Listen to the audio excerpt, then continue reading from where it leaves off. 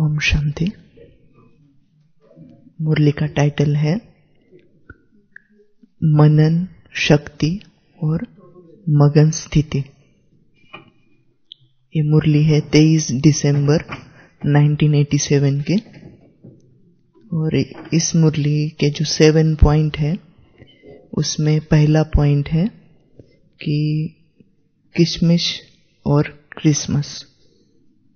बाबा किशमिश जैसा मीठा बनाने के लिए आए हैं और क्रिसमस के आसपास ये मुरली चली हुई है। डबल विदेशी बच्चे बाबा के सामने हैं, तो पहला पॉइंट ये लिया है किशमिश और क्रिसमस। सेकंड पॉइंट है मनन। सेकंड है वर्णन, थर्ड है मनन, फोर्थ है मगन, फिफ्थ है अवतार, सिक्स्थ है रफ्तार और सेवेंथ है चैरिटी बिगन्स एट होम। तो ये 7 पॉइंट है। इसमें अलग अलग 2 मुरलियां हैं, शायद बाबा दिन में 2 बार आए हैं। तो पहले शुरुआत करते हैं क्रिसमस और किशमिश। तो बाबा ने ये जो डबल विदेशी बच्चे आए हैं उनकी महिमा भी की है और कुछ बाबा ने डायरेक्शंस भी दिए हैं। बाबा ने कॉन्ट्रास्ट बताया है क्रिसमस त्योहार जो मनाते हैं दुनिया वाले और मैं खुद जैसे मनाता हूँ। बाबा ने कहा कि दुनिया वाले उस झाड़ को सजाते हैं, तो मैं भी इस वर्ल्ड का जो झाड़ है, आप चैतन्य सितारों से, धरती के सितारों से मैं इस झाड़ को सजाता हूँ, देखकर हर्षित होता हूँ। फिर बाबा ने कहा कि वो लोग इंतजार करते हैं कि क्रिसमस फादर आएंगे, हमारे लिए सौगात लाएंगे, लेकिन आप तो क्या कर रहे हो, उससे मिलन मना रहे हो। और सौगात कौन सी पा रहे हो? गोल्डन गिफ्ट बाबा ने दी है जो पूरा कल्प हमारे साथ रहेगी। ऐसी गोल्डन गिफ्ट हमें बाबा से मिलती है। फिर बाबा ने कहा कि क्या क्या करते हैं मनाते समय। एक तो उसमें उमंग उत्साह होता है। बाबा ने इसमें पूरे पैराग्राफ में हाईलाइट किया है उमंग उत्साह, कि उत्सव वो लोग एक दिन का मनाते हैं और आपका जो संगम युग है, हर घड़ी क्या है, हर दिन क्या है, आपका उत्सव है। तो आप कैसे उत्सव में रहने वाले संगम युगी श्रेष्ठ ब्राह्मण आत्माएं हो। फिर बाबा ने कहा ये जो यादगार मना रहे हैं ये आपका ही यादगार है। आप जैसे उमंग उत्साह में रहते हो तो वो भी एक दिन निकाल के उमंग उत्साह में रहते हैं। तो ये क्रिसमस फादर आए हैं हमें किशमिश जैसा मीठा बनाने के लिए। अब सेकंड पॉइंट जो है,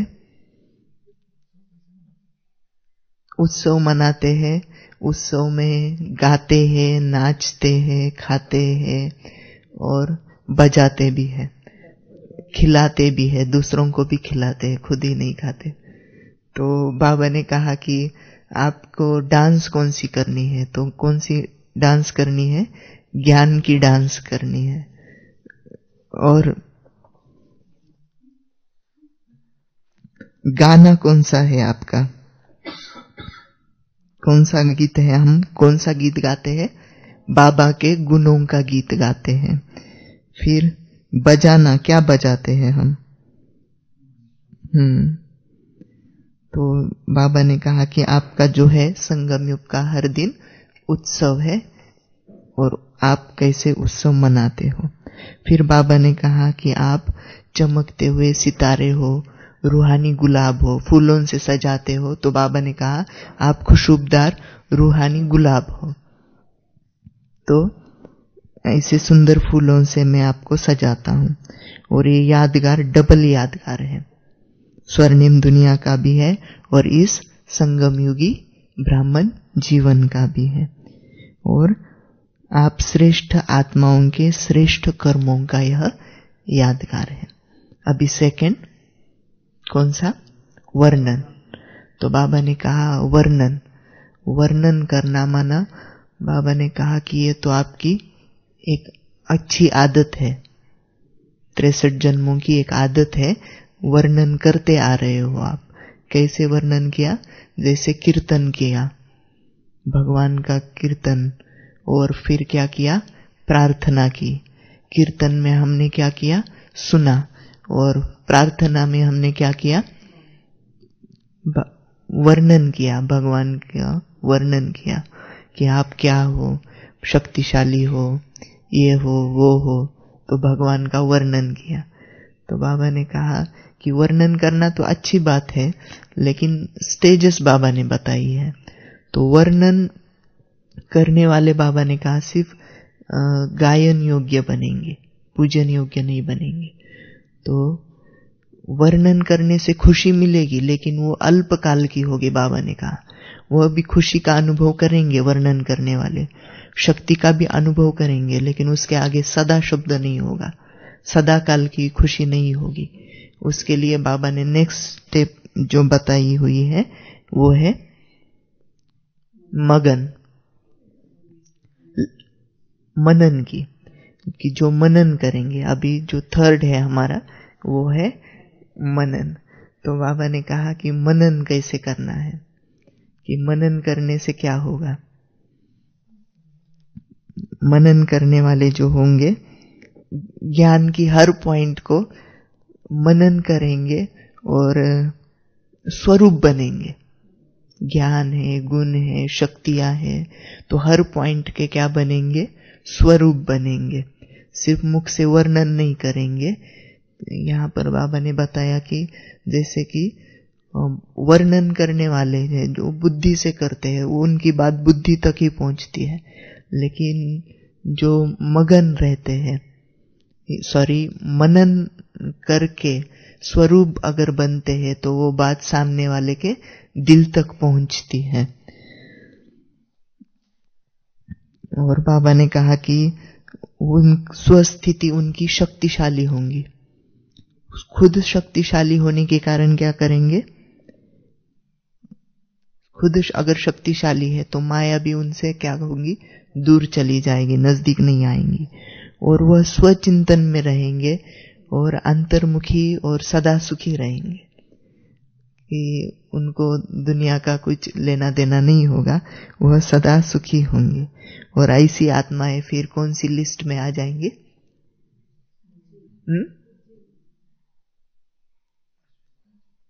सदा विजयी आत्माओं की लिस्ट में आएंगी, जो मनन करते हैं वो आत्माएं। अभी मगन, फोर्थ है मगन। तो मगन, मनन को बाबा ने क्या कहा? शक्ति कहा। और अभी बाबा ने क्या कहा? मगन अवस्था को स्थिति कहा, कि ऐसी हमारी स्थिति बने कि लगन, एक की लगन में हम मगन ऐसे हो जाए कि हमें देख के औरों को भी क्या मिले? प्रेरणा मिले। हमें देखकर कि उन आत्माओं में एक उमंग उत्साह आए, उनको भी लगे कि हाँ हमें भी ऐसा करना। तो मगन माना कि अनुभव की अथॉरिटी। बाबा ने कहा कि जैसे लास्ट टाइम जो सेकेंड लास्ट डायमंड हॉल में जो मुरली चली, तो बाबा ने उसमें 4 अथॉरिटी बताई। कौन कौन सी अथॉरिटी? अनुभव की अथॉरिटी। बाबा ने कहा कि चारों जो हमारे सब्जेक्ट है उसमें क्या बनना है? अनुभव की अथॉरिटी बनना है।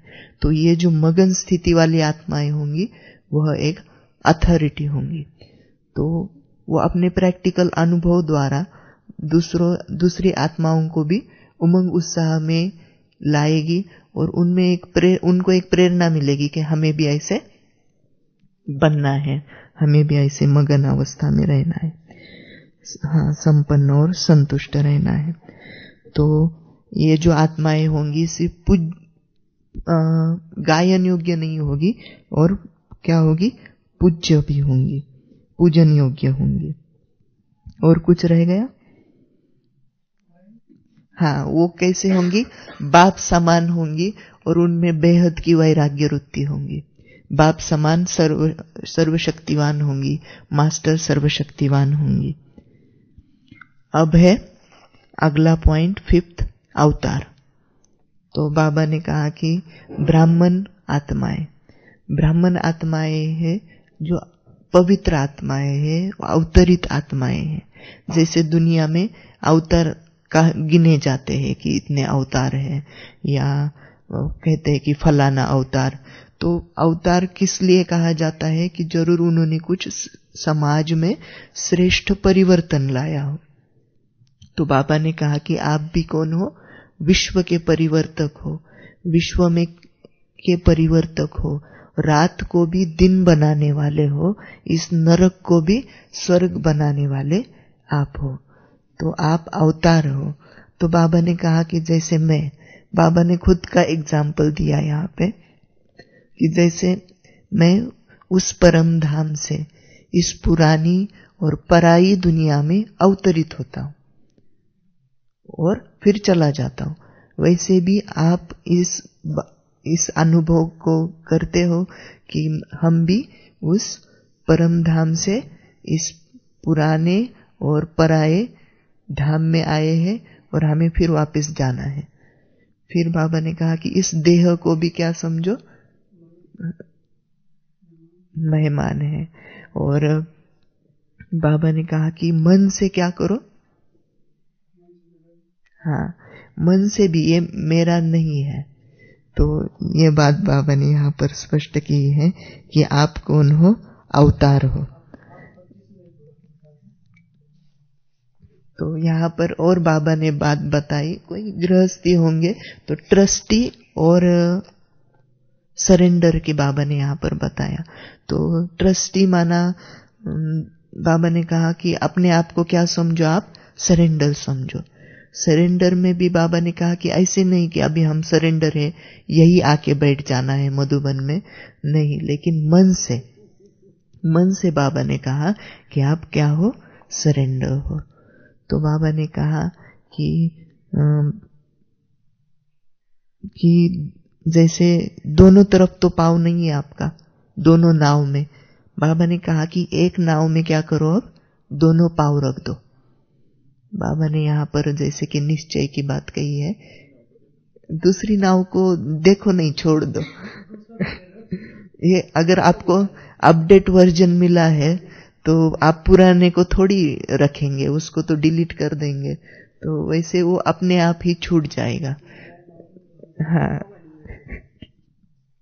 हाँ, तो ये बात भी सही है। नया 9 दिन में आपको नई दुनिया में पहुंचा देगा, पुराने तो और ही 100 दिन अटका के रखेगा। बाबा ने कहा है कि यहाँ पर आपकी जो रफ्तार है ना, वो तभी बढ़ेगी जब आप क्या करेंगे कि देखो, चढ़ती कला का जो टाइम है, बाबा ने कहा उड़ती कला का जो टाइम है बहुत थोड़ा है, और जो गिरती कला का वो तो सारे कल्प ही गिरते ही आए हो, गिरते। हाँ, गिरती कला कब से शुरू हुई है? सतयुग के पहले जन्म से ही गिरती कला शुरू हो गई, पहले सेकंड से ही क्या हुआ है? गिरती कला शुरू हुई है। तो ये टाइम तो बहुत है, ये 100 दिन चलेगा पुराना, गिरती कला गिरते रहेंगे। लेकिन अगर नई दुनिया में 9 दिन में जाना है तो बाबा ने कहा अपनी रफ्तार को चेक करो। हाँ, मैं कहा अगर विधि ठीक है तो आपकी सिद्धि भी आपको मिलेगी ही मिलेगी। कि बाबा ने कहा कि अगर खुद ही कभी गिर रहे हैं, चढ़ रहे हैं, तो आप विश्व का कल्याण कैसे करेंगे? खुद ही गिर रहे हैं, चढ़ रहे हैं आप, तो आपकी रफ्तार क्या होगी? तो बाबा ने कहा कि आपकी सेवा की रफ्तार क्या होगी? तो बाबा ने कहा कि अपने आप को चेक करो, अपने आप से पूछो कि मेरी गति क्या है, मेरी विधि क्या है। और यह बाबा ने कहा कि बस यथाशक्ति चल रहे हैं ऐसे नहीं, लेकिन अभी उड़ो और दूसरों को भी उड़ाओ। अभी लास्ट पॉइंट है, कौन सा? Charity begins at home. तो 87 की बात है, तब तो ग्लोबल हॉस्पिटल नहीं था, लेकिन उसकी एक तैयारियां चल रही है, जैसे कि मेडिकल विंग है, और मेडिकल विंग में 12 डॉक्टर्स आए हैं मधुबन में, और इन 12 डॉक्टर्स ने क्या किया है? माउंट आबू के 3 गांवों को खुशी से भरपूर कर दिया है। तन की खुशी, मन की खुशी उनको दी है। माउंट वालों ने इन डॉक्टर्स को बहुत सारी आशीर्वाद दी है और बाप दादा भी दे रहे हैं। बाप दादा आशीर्वाद भी दे रहे हैं और यहाँ पर भविष्यवाणी भी कर रहे हैं कि यही आप लोगों के लिए बाबा ने भविष्यवाणी भी की है कि आगे भी करते रहेंगे तन की सेवा, मन की सेवा। तन को भी खुश किया, मन को भी खुश किया। जैसे प्लान बनाया वैसे एक्यूरेट आपने क्या किया, बाबा ने कहा सक्सेस, सफलता पाई है। तो इन डॉक्टर्स को बाबा ने आशीर्वाद दी है और हमें भी कहा कि आप भी कौन हो, डबल डॉक्टर हो। सिर्फ तन को खुश करने वाले नहीं, लेकिन मन को खुश करने वाले। जैसे वो डॉक्टर क्या करते हैं, परहेज बताते हैं, विधि बताते हैं, वैसे बाबा ने कहा इन रूहानी डॉक्टर्स ने क्या किया, विधि बताई कि कैसे खुश रहना है, कैसे उमंग उत्साह में रहना है और कैसे डबल डॉक्टर बन के सेवा करनी है। तो बाबा ने कहा कि आपने यहाँ पर क्या करके दिखाया, चैरिटी बिगन्स एट होम। अभी ये आबू वाले उल्लाना नहीं दे पाएंगे, उनको क्या कर दिया आपने, तन और मन से दुरुस्त कर दिया, तन और मन से खुश कर दिया। तो बाबा ने कहा कि ये संगठन भी अच्छा है डॉक्टर्स का, तो इसको सफलता मिलती रहेंगी। अच्छा, ओम शांति। तो पहला पॉइंट कौन सा था कि किशमिश जैसा मीठा बनना है। क्रिसमस त्योहार में बाबा ने इसमें उमंग उत्साह को फोकस किया। फिर यादगार 2 बताए कि संगम का यादगार, सतयुग का यादगार, यहाँ के श्रेष्ठ कर्मों का यादगार। और फिर बाबा ने कहा कि क्रिसमस फादर का वो लोग इंतजार करते हो और आप तो उसके साथ मिलन मनाते हो। वहां पर सौगात कौन सी मिलती है, अल्पकाल की, विनाशी, और यहाँ सौगात सदा काल की, गोल्डन गिफ्ट 21 जन्मों के लिए बाबा ने कहा। फिर कहा कि वो कैसे मनाते हैं, नाचते हैं, गाते हैं, खाते हैं, पीते हैं। वैसे भी आपका डांस कौन सा है, ज्ञान डांस करते हो, गुणों के गीत गाते हो परमात्मा के। तो ये हो गया मनाना। फिर सेकंड जो है वर्णन। तो बाबा ने कहा वर्णन तो बहुत किया, भक्ति में क्या किया, कीर्तन किया, प्रार्थनाएं की, वर्णन है ना, सुना भी, सुनाया भी, पढ़ा भी, औरों को पढ़ाया भी। लेकिन बाबा ने कहा उसमें इतनी खुशी नहीं है, अल्पकाल की है। लेकिन देखो भगवान के महावाक्य है, हम यहाँ भी बैठे हैं, भगवान के महावाक्य है, भले पढ़ के सुना रहे हैं, इसमें भी खुशी है। लेकिन बाबा ने कहा कि यथाशक्ति है, नंबरवार है। तो अगली स्टेप है मनन की। तो मनन में क्या है कि स्वरूप बनते हैं, सिर्फ पढ़कर सुनाते नहीं है, लेकिन प्रैक्टिकल उसका अनुभव करते हैं। तो प्रैक्टिकल अनुभव करेंगे तो मनन, जैसे गाय का भी उदाहरण इस मुरली में नहीं है, लेकिन गाय जैसे उगारती है, बस एक बार सुन लिया लेकिन उसको रिवाइज नहीं किया, उसको तो उसकी शक्ति नहीं बनेगी। वो पॉइंट रह गया था कि शक्ति कब बनेगी। तो फिर